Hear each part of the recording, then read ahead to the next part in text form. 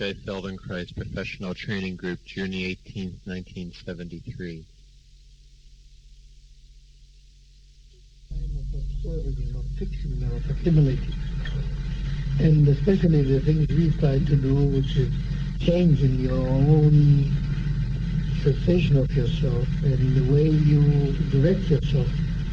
This cannot be done in a hurry or fast. Therefore, all our movements are very slow. In fact, this is the great difficulty at the beginning. People work too fast and too hard, and if they are hurt, it's not because it's inherent in the work, but on the contrary. So one thing will go slow. Now, this doesn't mean that in the end, once you learn it, you won't go fast. On the contrary, the object of going slow is to learn the thing. And what do you mean by learn? In my way of doing, every word I say has a special, concrete meaning. Learn means eliminate all the parasitic, unnecessary movement that everybody performs doing the thing he wants to do. Or to think or feel. He wants one thing, and then a parasitic thought coming together with it, which he does by habit install and perform. In fact, I believe that if a movement is difficult, I say a movement because that's the most familiar region for me. If a movement is difficult, it is not difficult per se, neither physically, nor neurologically, nor anatomically. It's difficult only because the person, together with the movement, installs also, performs the difficulty. It means he does everything in his body, in the organization of his brain and the nervous system in general. He, inadvertently, without knowing, he also directs the performance of that which feels difficult. And this is one of the hardest things to get rid of, because we are so used from early childhood with everything we are taught at home and at school, that unless you feel that you have done something, I mean, you feel hard, you feel tired, you feel an effort, if you achieve something easily, they will make you skip a year, so that you feel actually that learning is difficult, that you have to do something, work hard. And therefore, we are used to it, that if it's not difficult, we feel completely lost. This I can do. If it's easy, we say there's nothing to it. I want something more difficult, so that you can feel, in fact, that you put your nose to the grinding stone. Now, I want that way around. I want no grinding stone. I want to learn the thing so well that it's easy, that it's pleasant to do, so that you feel like doing it again. Now, in order to do that, what do you have to do? What do you mean learn so that it's well? Everybody intends to teach it so that everything is well. But we completely put on the parasitic, unnecessary movement, and we want to make it slow, because when it's slow, you have the time to distinguish, to differentiate, to observe, to know, so that you can eliminate what reduces the efficiency of your work. You can reduce the efficiency of your work. And why reduce the efficiency of the work? In fact, carbohydrates are so cheap that you can do as much work as you like. It costs nothing to eat another piece of bread. Nobody wants it. But if you expend that energy, why not eat it and do it? Eat sugar and work hard. Now, this is also not acceptable for one reason, that when you work inefficiently, then the harder you work, the greater is the wish. Where's the wish? Not only that you consume more fuel, and which gives less work, less result, less movement, less intelligence, less space. But in the body, that energy cannot disappear. Energy cannot disappear, but be transformed from one form into another. And therefore, if you do something inefficiently, the risk is the destruction of the machine. That is always right. If you take a Cadillac and make it work without moving, just make the engine work, let it work a few hours and you will see what sort of result you will get. And in the human body it's the same thing. If a thing is not performed, but with a lot of loss of energy, therefore the joints pay for that, the ligaments pay for that, the cartilages pay for that, the heart pays for that, your whole body get destroyed by doing unnecessary, useless work, by increasing only the effort in your mind and working against odds. First eliminate the odds and then you will see what you can get in speed and in strength and in performance and in the quality of the movement and the quality of that. Therefore, that's all the introduction. I will to explain to you why you go slow, and you will see that when you go slow, you can find out all the unnecessary parasitic infiltration of rubbish, of difficulty, of necessary action that spoil, corrupt your initial act. And doesn't allow you to increase speed. You increase hurry, you increase confusion. But speed, fast, to go fast, can do only those who can. Those who hurry show that internally they know, they admit that they're not fast enough. You see, otherwise there's no necessity to hurry. It's enough to go fast. Right, now without finish, we'll try a beginning and introduction in work. Would you please take off your shoes? Would you please therefore lie on your back? Lie on your back.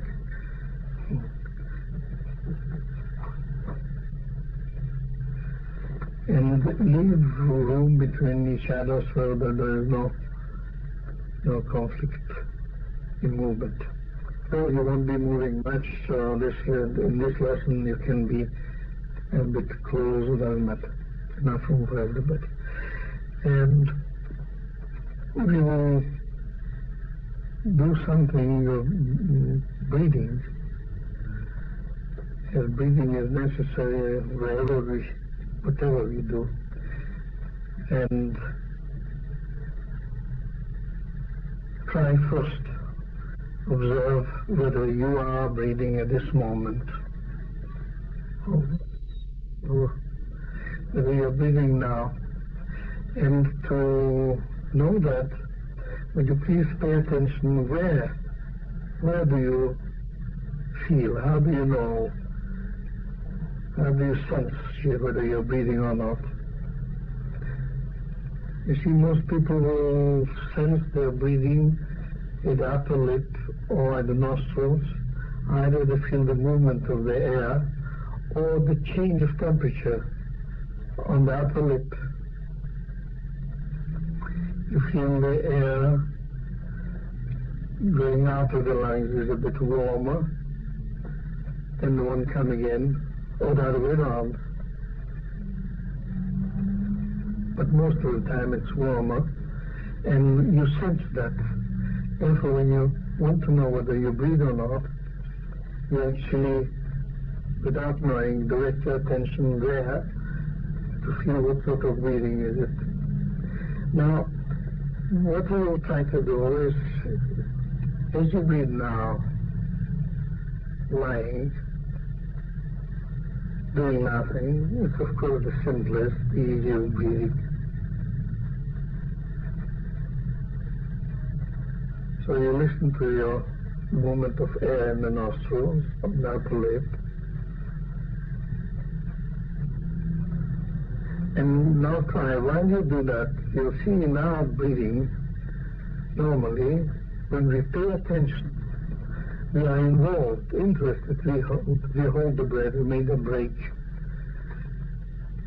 Or this is an involvement which makes the attention difficult and improper, and the action improper. Therefore, we want to do something about it now. Listen again to that movement, and now direct your attention to the way your body is lying.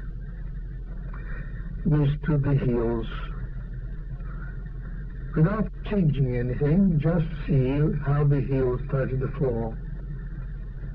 That means which one weighs heavier on the floor, and which is the point where it touches on your heel. Is it the same on the right heel than the left? I mean, is the pressure on the foot symmetrical? That means are the feet open the same way, the right and the left? You'll find out that's rarely the case. Most of the time one foot is turned other way than the other because the hip joint is different, because the back is different, because the head is not in the middle. Eyesight may not be symmetrical, and therefore the feet don't open, the legs don't open sideways like that as in line, so they are exactly symmetrical. Therefore look at that. And then at the calf muscles behind your legs, they touch differently, and differently in pressure, and differently in location. At the back of your knees. Now watch that while you direct your attention whether there is a halt or a loss of the awareness that the breathing goes out through the nose. And see the effect, how that you listen differently, you direct your attention differently to your body when you listen to your breath. Means you know really that you are breathing or not breathing, or breathing in or breathing out, and at the same time direct your attention, or whether you ignore the breathing and direct your attention only to the spot which interests you. So again, and now the hip joints. The hip joints, the back, the pelvis, or the side, not the largest part of the pelvis, but where the hip joint is really. And now the small floating ribs. Can you feel them moving at all when you breathe like that? Or are they motionless? And now the rest of the chest, the shoulder blades. And then have a look at the whole spine from the coccyx through the lumbar region to the chest, between the shoulder blades, the neck. Vertebrae that don't touch the floor, like in the neck, and with many people in the belt region, the lumbar region, nothing touches the floor, or touches worse than in other parts where the body lies squarely on the floor. Look at that, and keep on directing your attention to the breathing, to the nostrils.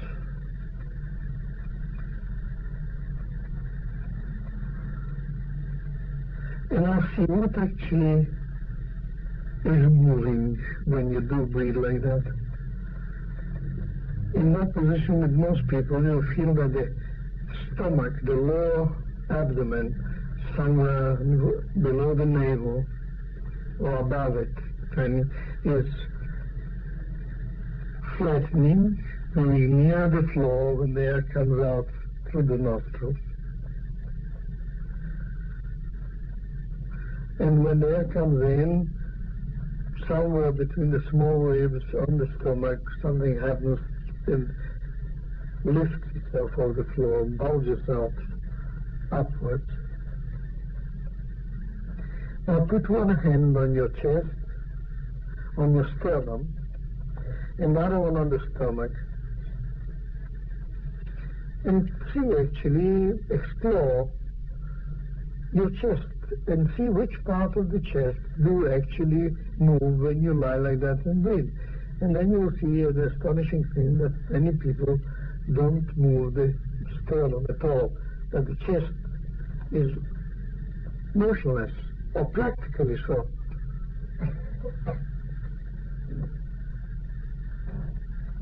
Just see that the movement of breathing comes in the stomach, somewhere around the small ribs and the navel, and very little in the upper part of the chest.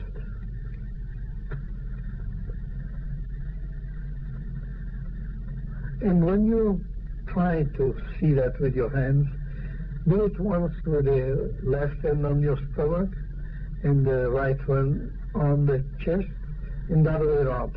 Because you see some people do that and some people do the other. And obviously that one does spontaneously the thing that is easiest for it. And you see when you change over the hand, see why is it more difficult like that? The difficulty is of course not insurmountable, it's a small difficulty. But there's a difficulty of awkwardness. Why do you use the hands you use in the order you use and not the other way around? And then you will see there's something in the shoulder or in the head which makes it that one combination is preferable to the other. So try and find out what is it that makes you touch with your left hand on the stomach and the right on the chest, or the other way around, because both are feasible and common. Now, while you do that, would you please note that at the moment of real interest in changing the hands, did you stop listening to your breath or didn't you? Try to remember.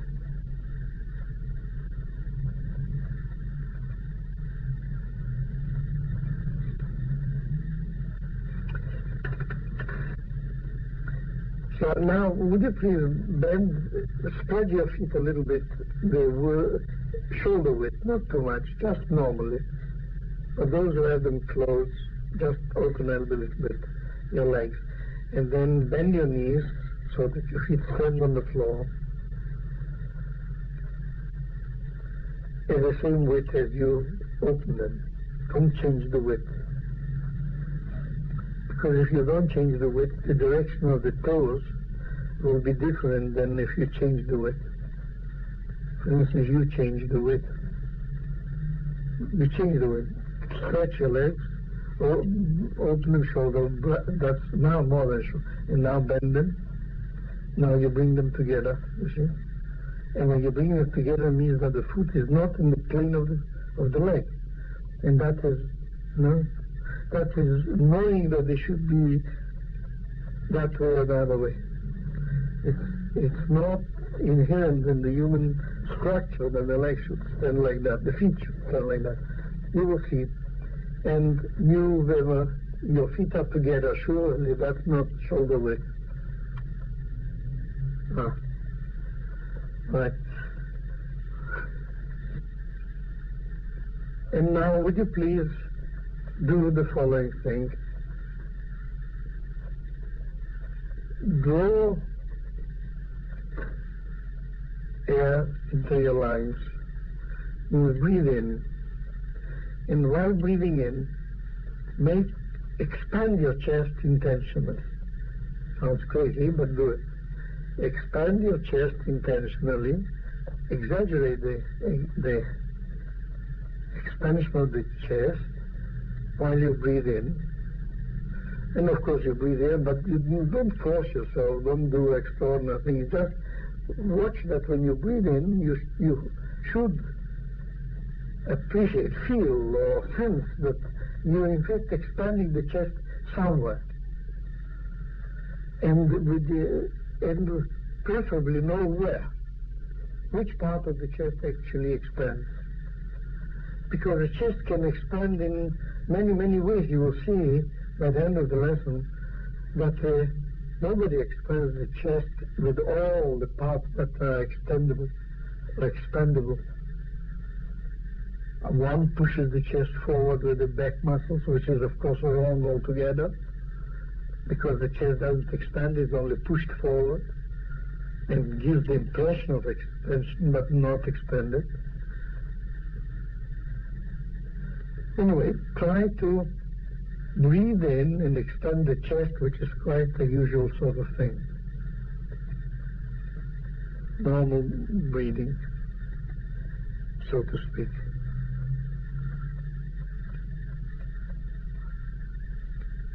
Now, listen to the movement of the air in the nostrils and make sure that you don't make noise in breathing. No noise, it shouldn't be heard from afar, from any distance. Because the structure of our pipes for the air conditioning of our body are sufficiently large so that the air can travel at a speed below 1.50 meters per second, and at that rate it won't produce vortices,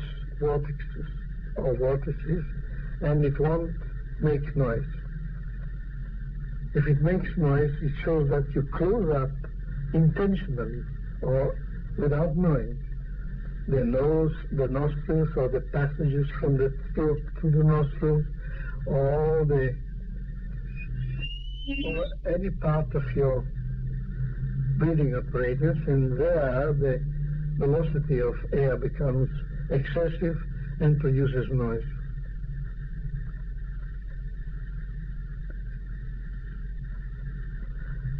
Now do a few movements like that, breathing in and expanding the chest and observing which parts do you expand when you think expand the chest, and in which direction.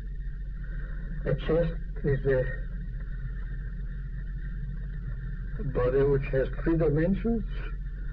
It's in space, and therefore when it expands, it can expand backward, forward, sideways, right and left, up and down, like any body, any material body can expand that way.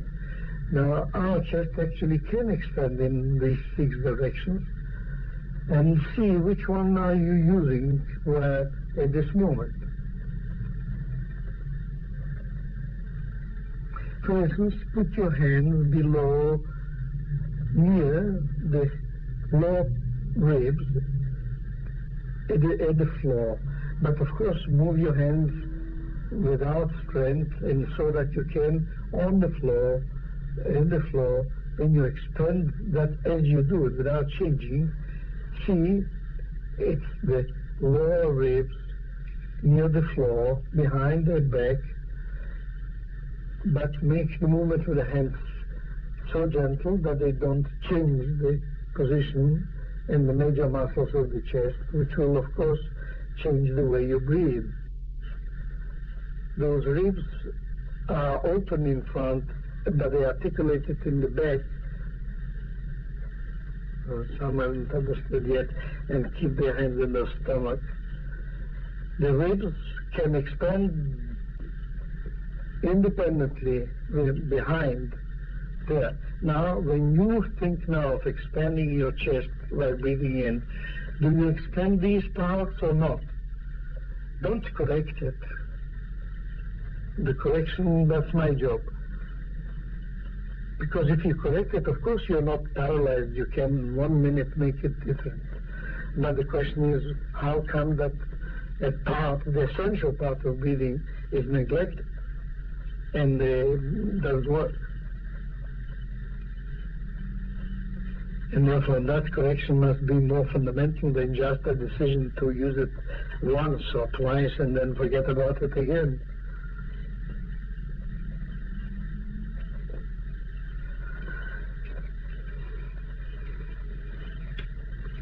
Now, join the fingers of your hands or interlace your fingers and put them behind your head. And again, you will find that behind the head, some people will put them behind the neck, and as if the neck were a head. Put them behind the head. And now, gently, slowly, raise your elbows from the floor a bit to close them a bit, and while you do that, lift your head. Now, how many of you have stopped breathing? How many of you have stopped breathing? It's not necessary to tell me. The question is, I want only to remind you and see that we actually hold the breath as soon as we do something with intent. Now, the intent must be such that should not interrupt your breathing sensation and appreciation. Don't touch with elbows one another. That is hard. Just lift raise them, move them a bit so that the lifting of the head is easy. Now, don't work hard. It's not gymnastics. It's not a question of lifting so many times per second, and if somebody will lift more times per second. It's the quality and what we can learn from it. Now, while you do that, lift your head now to the highest point you can without strain, so that you could stay like that, say, for 10 minutes. No. And now breathe in, expanding your chest, and see whether on expanding the chest like that, the head is not moved a little bit back.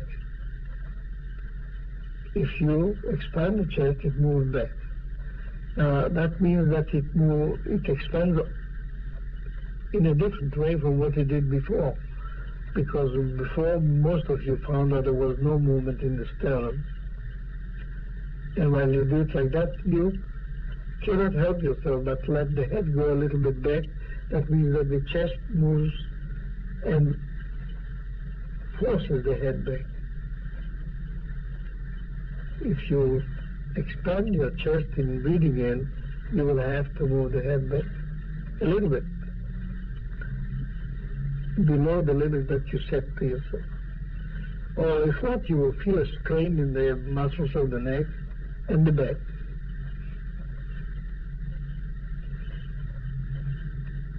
Now, that's good enough, and that's quite normal. But now, how will that change the breathing? Try to do the same movement as you did now. Expand the chest, just like you did up to now, and breathe out on expanding the chest. Make sure that the air comes out through your nostrils.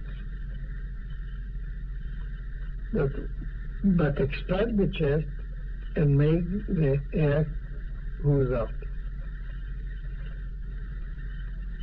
Try slowly, so that you don't lose the awareness of the breathing, but expand the chest in the same way as before and breathe out at the same time. And while you expand the chest, the air should come out. That is only one of the examples. We're going to do about 8 different things like that. And all of them will go to debunk the normal primitive idea of breathing, that breathing is concerned with heaving or expanding the chest, and that an expanded chest means a good breather.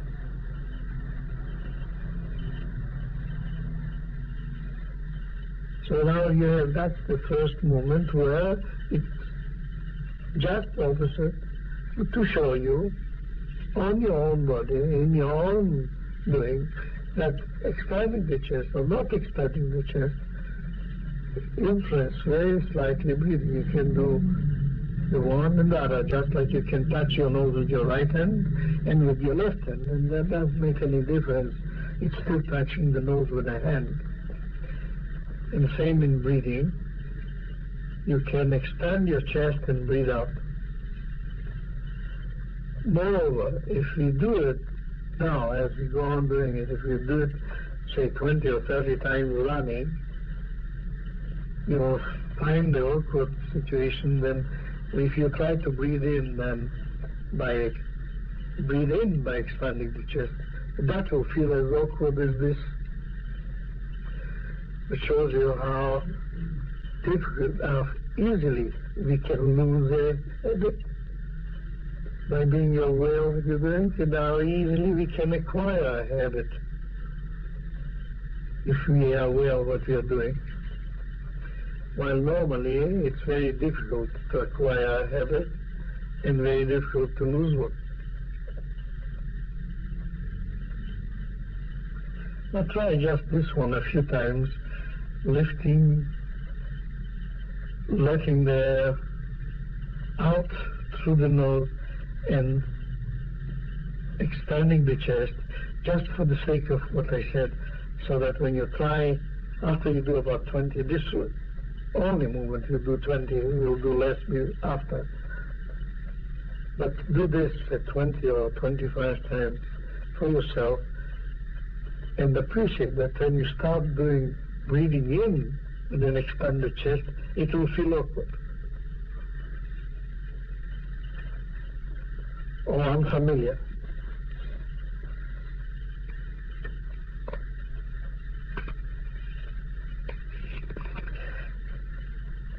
And then to ask the important, well, try it and then we will see.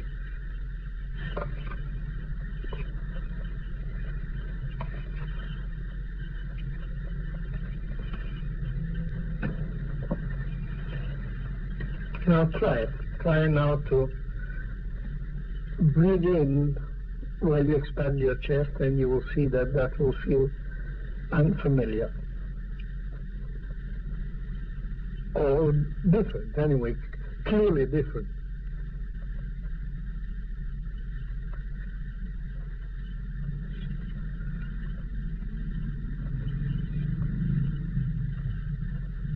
And now, try as an exercise, as a mental exercise for the moment, why is it unfamiliar? Obviously that when you breathe in and extend the chest, you move parts that you normally don't move when you breathe in and expanding the chest. Isn't it? In the breathing out with the expansion of the chest, we use muscles and ribs differently. And this is the reason for the awkwardness or the unfamiliar movement that you feel in both cases. Now, can you detect for yourself what happens, which part of the chest or the breathing apparatus in general worked differently when you did expand the chest on breathing out?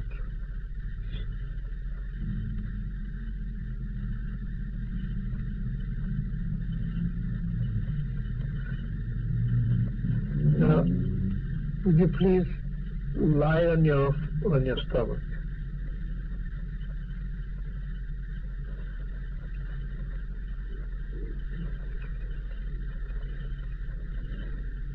Lie on your stomach.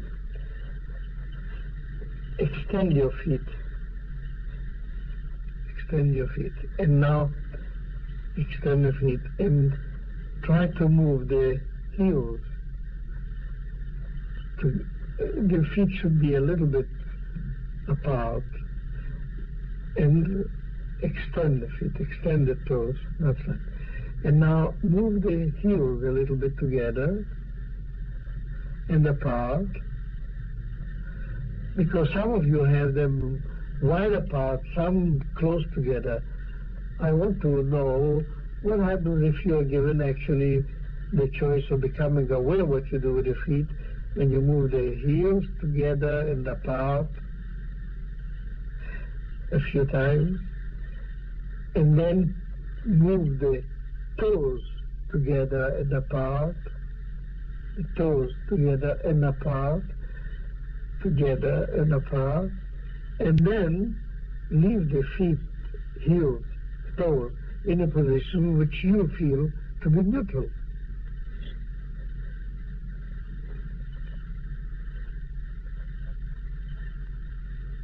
Now put your hands in front of you, in the front of the forehead, or somewhere near, or extend the head, but without strain. The elbows must touch the floor anyway. Means the arms, no matter how long they are, you should put them as long as you can do with both elbows touching the floor. Now the head, you can put one ear on the floor or put the right ear on the floor. And now try to do the thing we did just now. I mean, breathe, expand your chest and breathe out with the right ear on the floor. The right ear on the floor. You can't put it unless your elbows are wider than the hands. That's why the wider than the hands. Now, therefore you breathe in, you breathe out, expanding the chest. Breathe out and expand the chest while doing so. Observe only what are the parts of the body which are involved in doing what you're doing now. Besides the ones, the obvious ones, it means the movement of the air on the nostrils, on the upper lip, and the expansion which every one of you does in his own way. Most of you don't do it the same way. Now, turn your head with the left ear on the floor and see whether that makes any difference.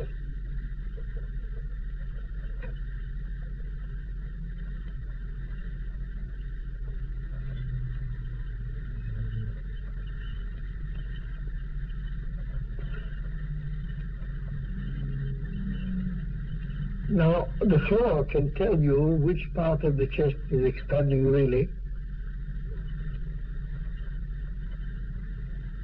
In front.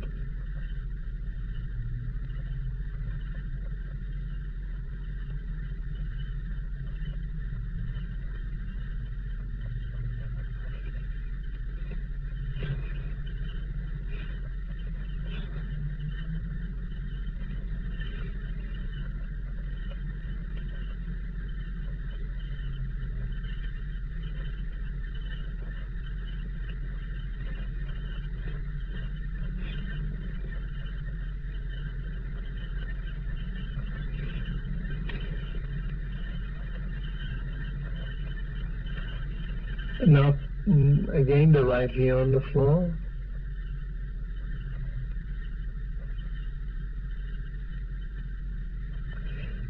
And now, flex your feet so that the toes touch the floor as if at the start for running.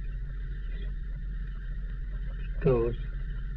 The toes stand on the floor as if for running. Flex your feet.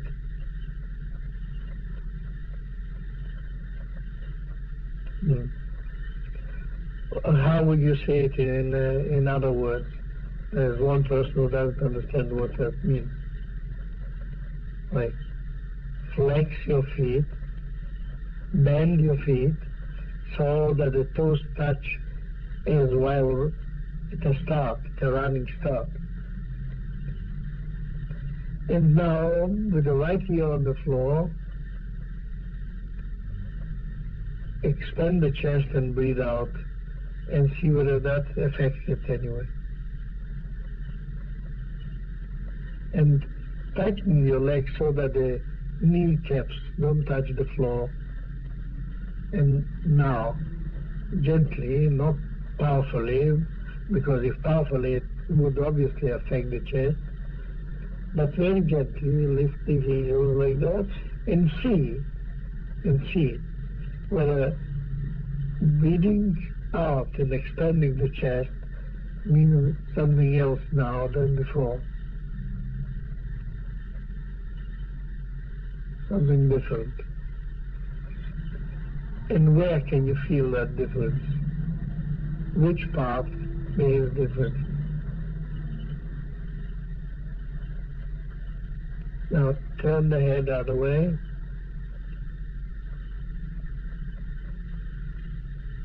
Stretch your feet. Stretch out your feet. Roll on your back.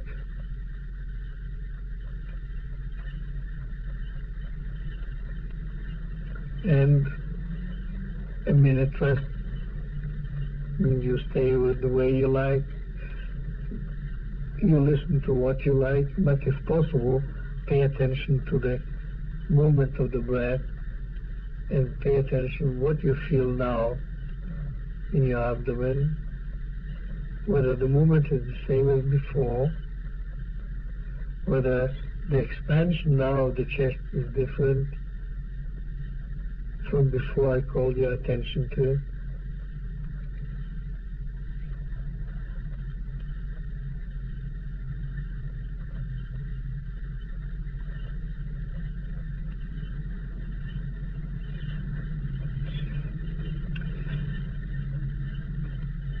And when I say spread your feet, it means that everybody checks whether the feet are shoulder wide. And those who haven't got them spread. All the others don't spread them more. Anybody who feels that his feet are shoulder wide doesn't have to change anything. Now, bend your knees. That's right, and they remain the same width apart. And now only one or two movements the way we do them. You breathe out now. You mean you go on breathing out. And when you breathe out, of course, the chest flattens. Put your hands on the chest and see whether it does really flatten when you breathe out. But don't force it to flatten. Just observe which part flattens, which doesn't. And whether it does at all.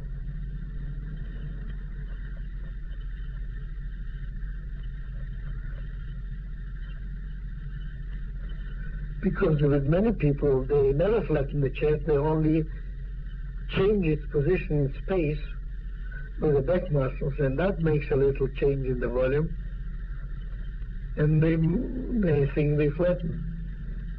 Or they were taught or heard that it's flattening the chest, that means breathing out. And somebody who you see somebody with a flat chest, you tell him, oh, you should go on doing some breathing exercise. That means if he did breathing exercise, his chest would be expanded. Therefore, if his is not expanded, it means he doesn't flatten it from breathing out. It's already flat. Now see whether you are flattening your chest on breathing out, and where and how. Which parts are flat. And now slowly try to breathe in while you flatten your chest. Slowly breathe in, make sure on your upper lip that you're actually breathing in while you flatten your chest.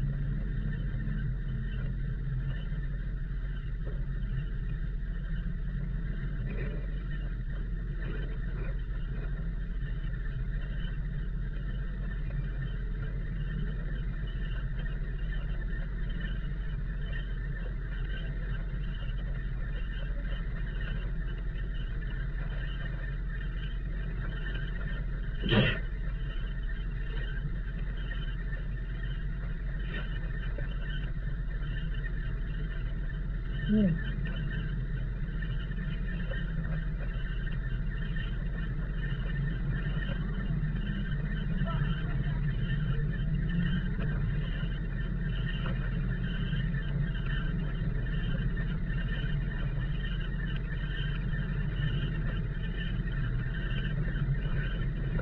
Now put your hands on your lower abdomen,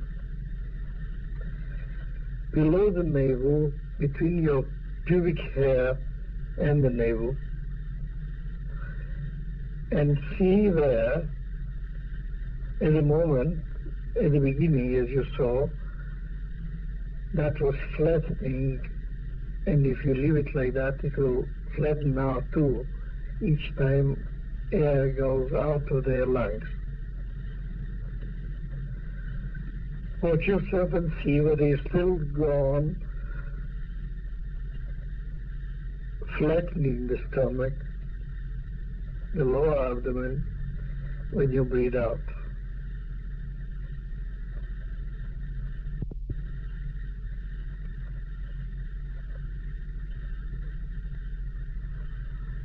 And now please go on doing that, flatten your lower abdomen as you do now, but breathe in.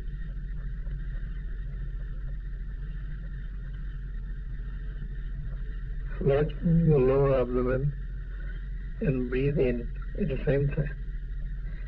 And pay attention to find out what are you actually expanding differently from before when you flatten on breathing in, flatten the abdomen on breathing in.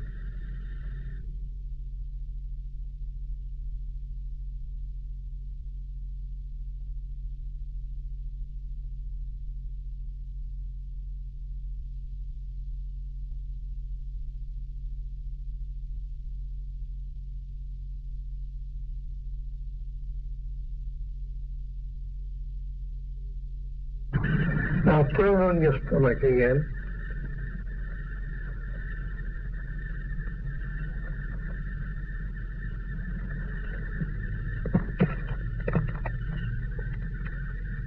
Keep your left heel on the floor, with your arms forward above your head somewhere.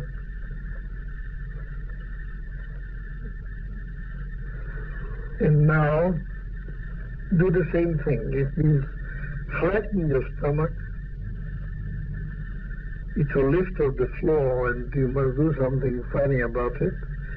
Flatten your stomach and breathe in. And observe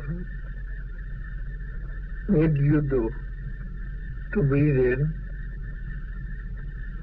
as the stomach flattening was always connected with breathing out. So something must do the work of breathing in, else something else, somewhere else. Where is it? What is it?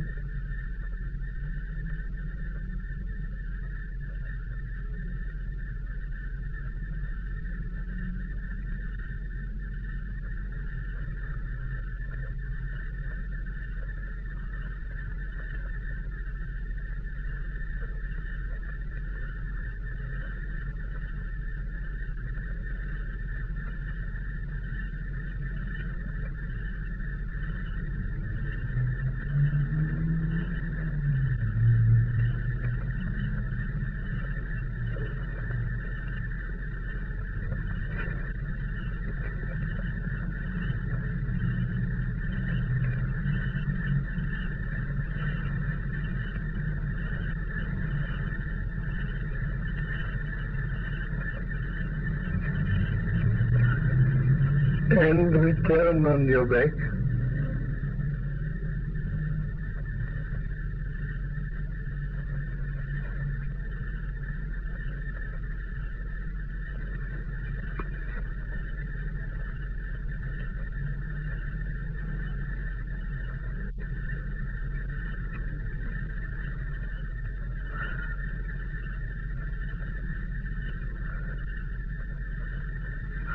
Now, of course, bend your knees like before, a little, not shoulder width. and shoulder wide. Right. And now push your lower abdomen, there where you put your hands below the navel, push that lower abdomen forward. It means make it bulge like a football, like a pregnant woman or in the 6th or 7th month where the fetus is already low down.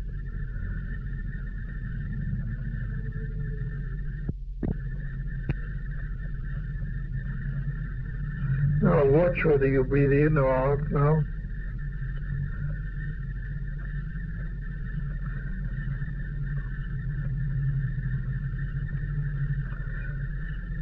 And try to breathe in while you swell your lower abdomen.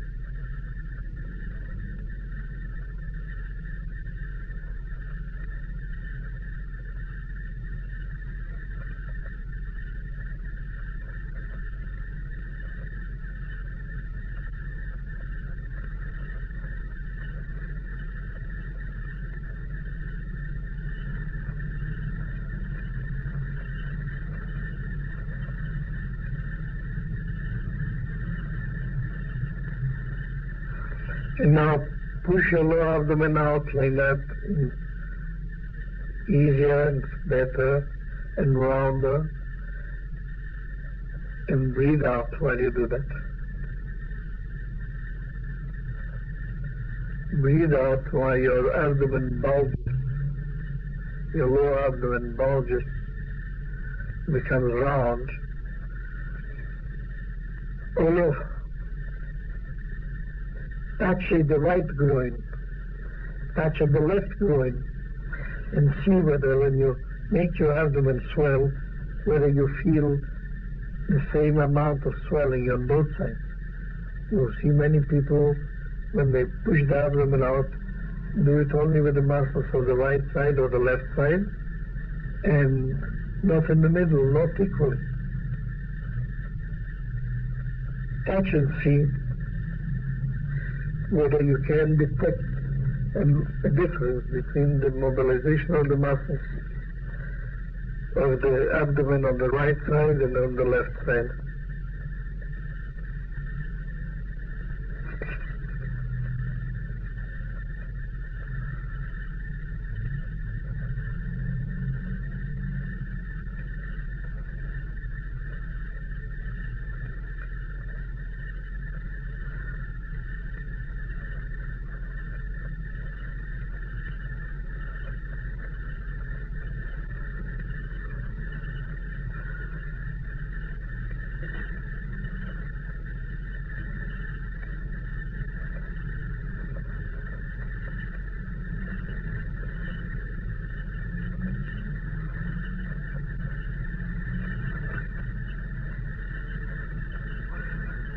Now stretch out and rest a little, a minute or so. And while you do that, see what effect does it have on your breathing up to now. What does it feel like? You see, we did so many things which are contrary to whatever is written or said about breathing.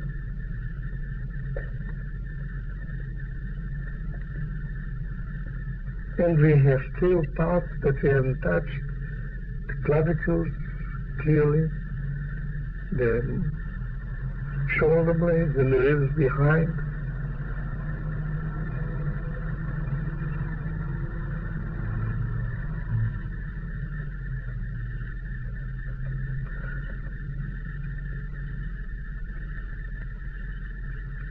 And now bend your knees again. Put your right hand on the chest and the left on the stomach.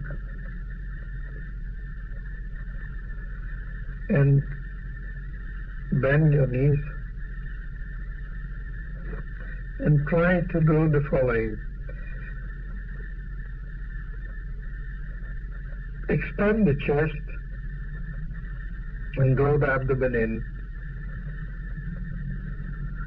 And now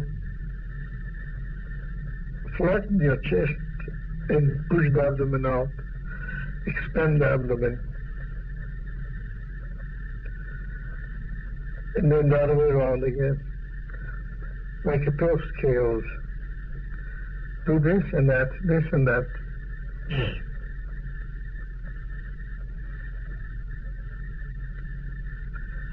And now, what happens with the movement in the nostrils? Try to stop it altogether. Means breathe in once, not too much, and hold your breath while you keep on doing that seesaw movement, and you do it as many times as you can until you have to take another breath.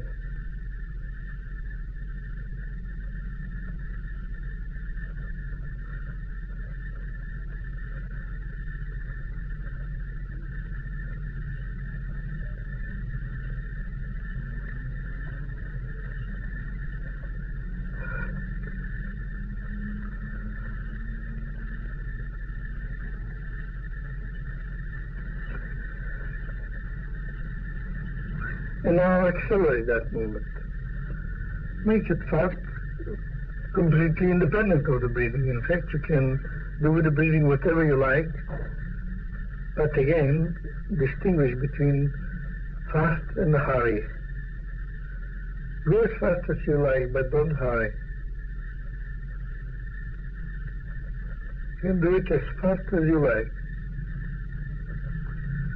but with no sensation of hurry.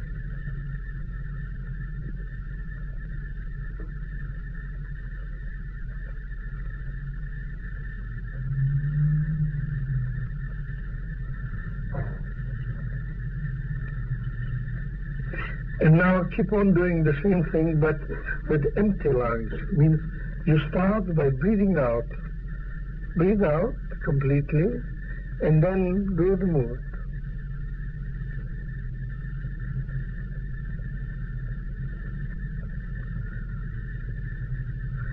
And gradually accelerate it to become very nimble, fast. Doesn't matter if it's smaller.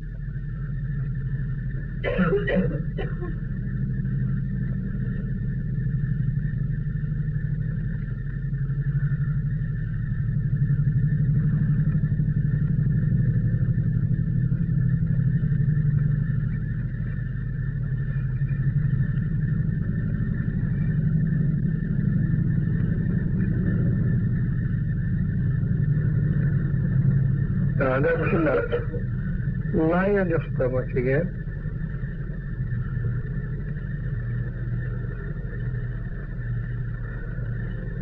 Now put your right ear on the floor, but hands sideways.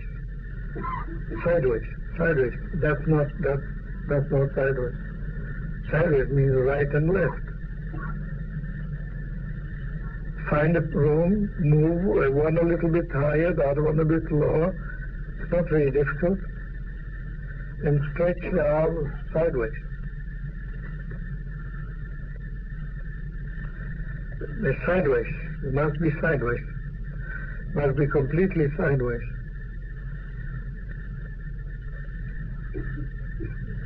And your right here on the floor. And this time try to expand the chest so that you feel that you're leaning on the right side of the chest on the floor. That the chest on the floor would feel expanded, means you actually press with it. But do whatever you feel like at this moment. Is it breathing in or breathing out? Now, if you caught yourself doing that while breathing in, try to do the same thing while breathing out. And the other way around. I mean, you should be able to push the chest to the right and sense it in contact to the floor. That is, the right side bounces and touches better, clear, whether you breathe in or breathe out. Now, do the same thing with the left side of your abdomen. Bulge the abdomen so that you can feel the left side touching the floor.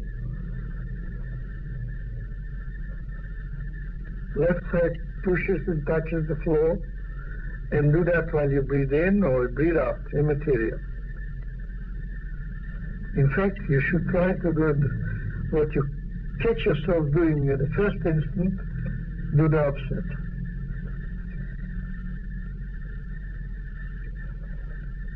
And now try once to touch with the abdomen and once with the chest.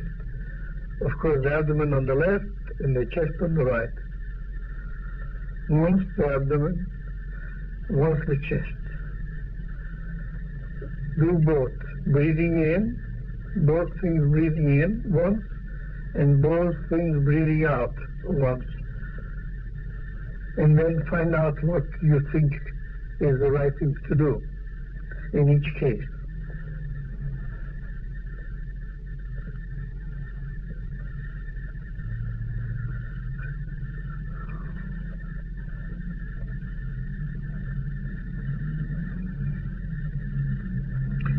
And I'll try to do the same thing with the left side of the chest. Left side of the chest. You breathe in and touch, organize the body so that there's more pressure, clear, that the expansion on the left side is clearer than on the right, and is in the direction. No, the head, we didn't say the head, turn the head.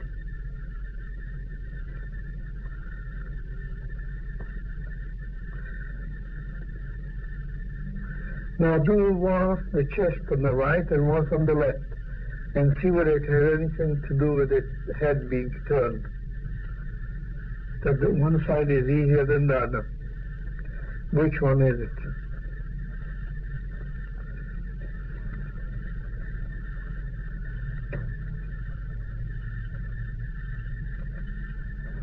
And now the right side of the abdomen. Push the right side of the abdomen to the floor. Once while breathing in, once while breathing out, and repeat as many times as you feel it's useful to you.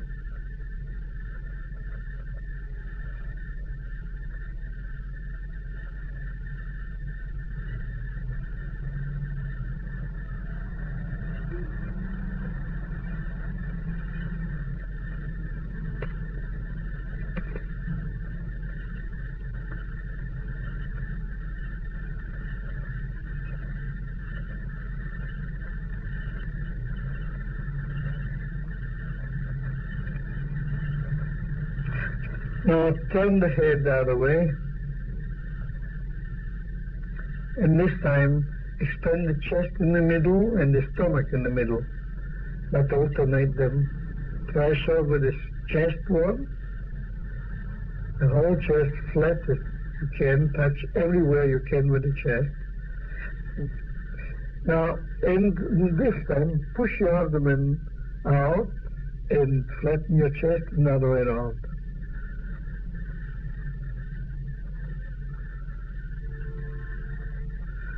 And observe what happens now. You see one side, the chest on the side which touches the floor cannot expand.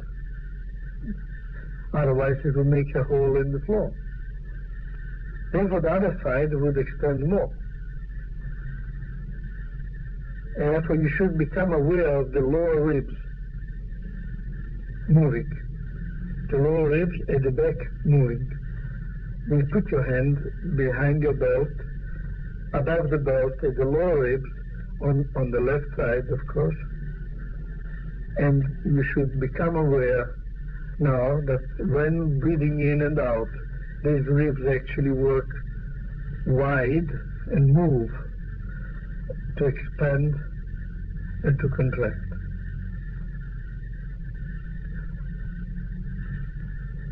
If they don't, you still have to work very hard until they do, and I will explain in a minute why. Why is it so important?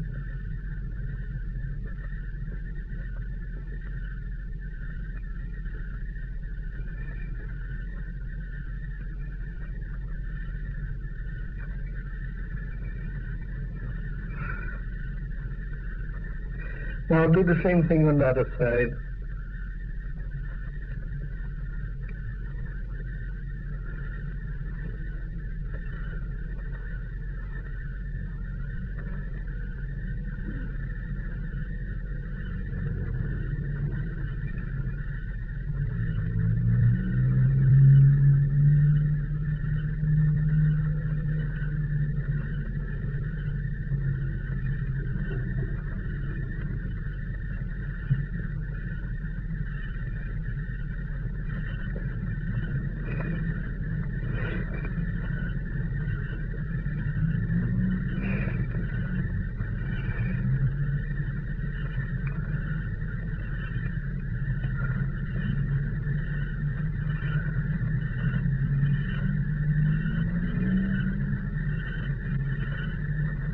Now roll and sit up. Sit. Sit. Put both feet in any oriental fashion, the way you feel it. No? And now in front of you, put one hand on the ribs here, one the other, and help to push the hands far behind, on the lower ribs. On the lower ribs. More. Elbows. That's right. More. You can move with your hands, help the elbows so that you really, and bend the head forward. No, not to the floor, bend the head. Means the spine, bend. No, you are not bending the spine straight. Bend the spine, not the body. That's right. Bend the spine, lower the head. And now, breathe in and out and see whether the lower ribs do something there behind.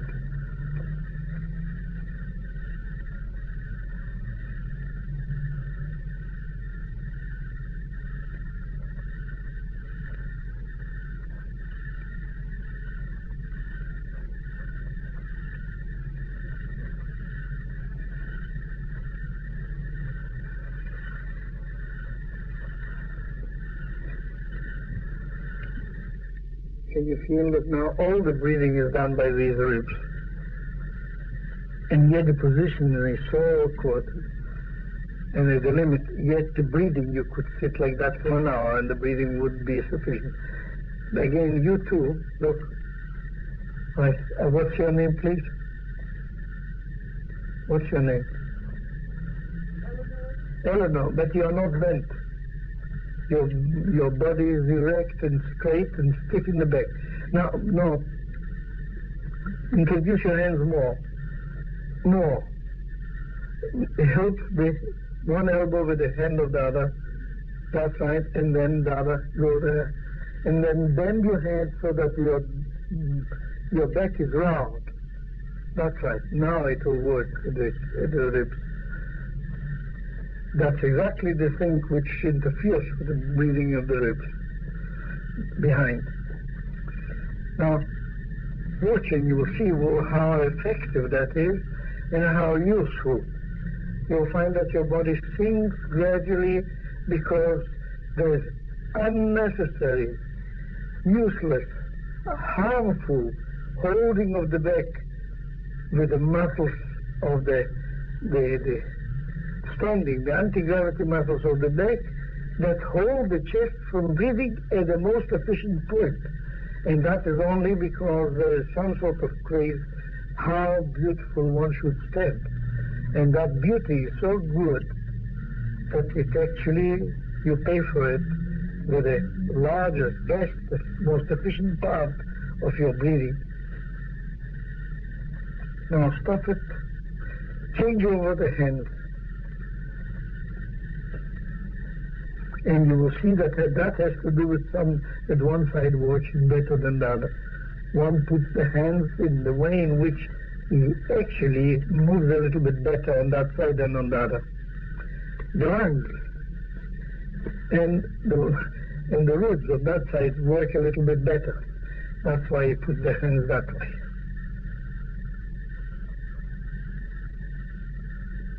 Now stop that. And listen a bit, we haven't got here anything to write, but it's good enough.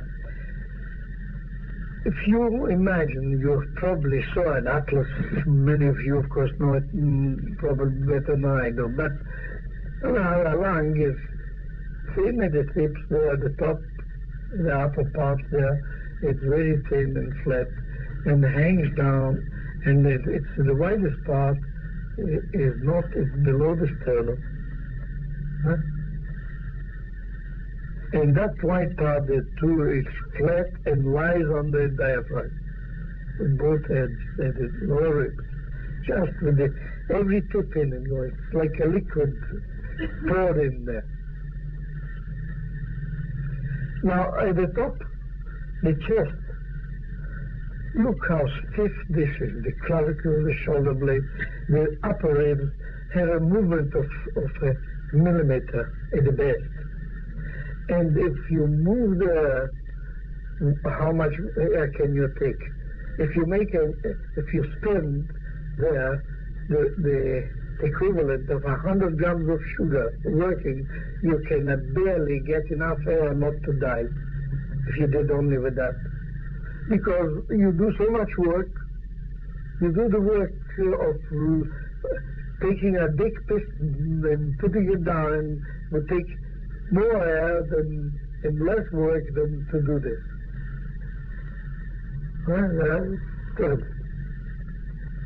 Now, when you go lower, all these ribs are connected to the sternum and are hinged, every one an articulation on each vertebra, two ribs on each vertebra. So you can see this as a rigid cage, which is to protect the heart and the lungs from destruction, but it's not intended for breathing. It can move and it can breathe, and it can do it when you have to save your life, and the very efficient part doesn't work. You use this part too, just like you wouldn't care if you have to save your life whether there is water in your refrigerator, in the car, whether there is water or not. You say, so long as the car doesn't stall, I run. Same thing you do with the lungs. You breathe with the efficient part all the time, and when you run a mile or 5 miles and you want to catch up with somebody, or you have to run very, very fast, then you do anything. You take the last breath of air with all the things, no matter how much you spend, how much energy you spend. But normally, at ease, at work, at leisurely walking, at leisurely swimming, at leisurely running, that should work. It's the efficient part, easy. And that efficient part is at the widest part of the lung. And it's there that the ribs are not connected in front. They are only cartilages. So that to open them is just like that. Now, and this takes the bulk of the air. Now you see, then what happens is this. The people who have learned to stand straight and don't stand straight, they force themselves, or have learned to stand straight. They don't stand straight because there's nothing in the body that is straight when you stand straight, except with some who have Basler disease, Berkeley disease, means where the vertebrae are soldered together, and some who have no lumbar curve and suffer pain, and some who have no cervical bent curve and suffer troubles out of that. Those stand like pokers like that and look straight. And now look, if you try to do that, if you stand here and make that straight, then this doesn't breathe at all. Because look, you're using the muscles there of the neck to push the chest forward as if for breathing, and this can't breathe at all because these muscles interfere with the whole thing. You try. In that straight standing, which is that, you see, a guru in India can sit in the jungle there on the tiger's skin, and he doesn't need to breathe, in fact. In fact, he holds his breath and wants the prana to come into his balls there, something in order not to sleep with the woman, but to have prana. And he doesn't care for the breathing. He doesn't need it. He doesn't need it at all. Therefore, he can breathe in the almost awkward way. It's an exercise. It's an exercise of his will, of his power. But that doesn't mean that we have to copy it. And I have nothing against of trying it. Try and do, why not? The more your knowledge is wider, the more choice you have, the more you know what is good for you and not. But to accept it just because the other one is a guru in India, I can tell you that if you compare life in India and the life you don't like in America, you don't like, you're American, most of you, you can't compare. Because in America, in this bad America, with Nixon and everything, you don't have children who have never slept in a bed, they're born on the street, while cows go around and eat everything they can. You don't have that. And where the gurus are, there are millions of children in Ceylon. If you go there and have a look, there are families who have never slept in a bed but on the pavement, and the children were born there, have never had a bed in their life, and never had a good meal in their life. And at the same time, you must not touch a cow. That's the teaching of gurus. Take the goods of them, all right, but don't imitate them. Don't think that you have to be gurus in order to be good human beings. All right. Now, I have nothing against the gurus. I know some of them are the wonderful people. And I know some from whom I have learned a lot. But the system as a whole, to take it as it stands, without criticism, without, you see, in my way, I'm with somewhat repeating tales, though I've never met him and never learned from him. But it is exactly the same thing. You have to take the thing that is given to you, like Gurdjieff said, like anybody who dealt with teaching human beings. The mental food, emotional food is just like ordinary food. You have to bite, masticate it. Already throw away in the mouth things that you can't stand. Though other people swallow it and they're delighted with it. Take some of the Indian peppers. And then you'll see some, not just the red pepper, you know, in Mexico, the chile. That is sweet pepper compared with the peppers that exist in the Indian repertoire of peppers. I once took one, I thought I was dying. Really, I couldn't I've got right, and I can eat the chili and the red pepper like with no trouble at all. So you must masticate, eat it, digest it, and excrete the things that you can't take. Don't just take everything. If you take everything from somebody as he teaches you, it means you keep the shit in you. You're constipated. Therefore, anybody, me included, therefore, you see, I teach in a way where I give you the food, you digest it, you try it, you throw away it, what you don't like. And occasionally, if you throw away the things that are nourishable for you, I will give another lesson in which you will be able to appreciate that some of the things you throw away was not so bad and perhaps good for you. And the other way around. So now, make sure. By the way, if you have museums of modern art and perhaps some of ancient art, and if you go and see some of the nicest athletic figures the world knows, like Fide's statues, were made from real athletes, the one who first ran marathon runs without training 15 years and picking them out of 100,000 people, and then one can do the marathon running.